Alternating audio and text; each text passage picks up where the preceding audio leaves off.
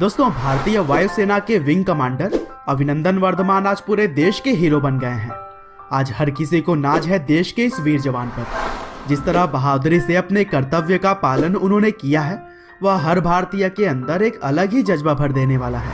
बहरहाल दोस्तों, अभिनंदन के कारनामे को तो मेरे ख्याल से आप सभी लोग अब तक जान ही चुके होंगे, क्योंकि पिछले कई दिनों से ही वह हर जगह पर छाए हुए हैं। लेकिन दोस्तों, आज के इस वीडियो में मैं आपको अभिनंदन वर्धमान के वीरता की कहानी नहीं बताऊंगा, बल्कि उनके जीवन से संबंधित कुछ ऐसी जानकारियां दूंगा जिसके बारे में शायद आपको पता नहीं होगा। तो चलिए आज के इस वीडियो में हम जानते हैं कि आखिरकार विंग कमांडर अभिनंदन हैं कौन। तो दोस्तों, इस कहानी की शुरुआत होती है 21 जून 1983 से, जब तमिलनाडु के तांबरम नाम के एक छोटे से टाउन में अभिनंदन वर्धमान का जन्म हुआ।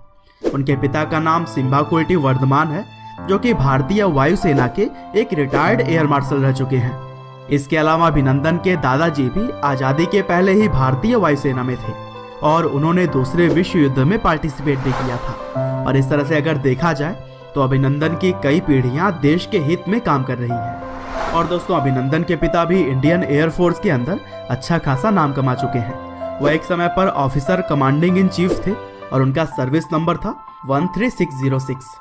और सिम्बाकुटी वर्धमान को उनके शानदार काम की वजह से परम विशिष्ट सेवा मेडल, अति विशिष्ट सेवा मेडल और विशिष्ट सेवा मेडल की तरह ही कई सारे अवार्ड्स भी मिल चुके हैं। और दोस्तों, एक बड़ी ही दिलचस्प बात यह है कि रिटायरमेंट के बाद से सिम्बाकुलटी वर्धमान ने एक तमिल फिल्म काट्रू वेलिदाई में एडवाइजर के तौर पर काम किया था, जो कि बेसिकली 1999 के कारगिल युद्ध के ऊपर बनाई गई थी।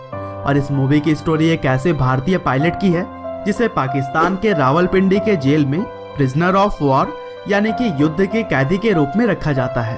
और संयोग से कुछ इसी तरह की घटना सिम्बाकुटी के बेटे अभिनंदन वर्धमान के साथ भी अभी हाल ही में घटी थी, जिसने कि पूरे देश को एक साथ ला खड़ा किया था।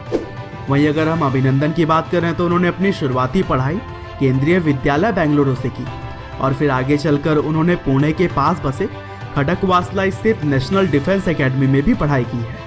और फिर पढ़ाई और ट्रेनिंग पूरी करने के बाद अभिनंदन ने 19 जून 2004 को इंडियन एयरफोर्स ज्वाइन किया था और भारतीय वायुसेना में उनका सर्विस नंबर है 27981। इसके अलावा अभिनंदन की शादी भी तन्वी मरवाहा नाम की एक लड़की से हो चुकी है और तन्वी भी भारतीय वायुसेना की हेलीकॉप्टर पायलट रह चुकी हैं।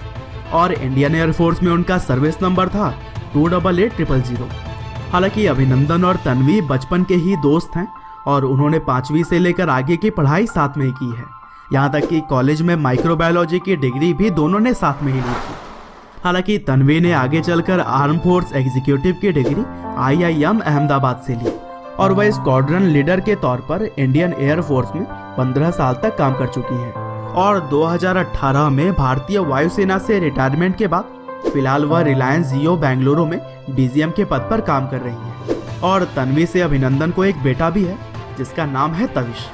बहरहाल दोस्तों, अंत में बस मैं यही कहना चाहूँगा कि जिस तरह से अभिनंदन ने साहस का परिचय देते हुए देश का नाम रोशन किया है, वह काबिले तारीफ है और उनकी कहानी हम भारतीयों को इंस्पायर करती है। साथ ही हमें अभिनंदन के फैमिली को भी धन्यवाद कहना चाहिए, जिनकी कई पीढ़ियाँ भारत की रक्षा करती हुई चली आ रही हैं।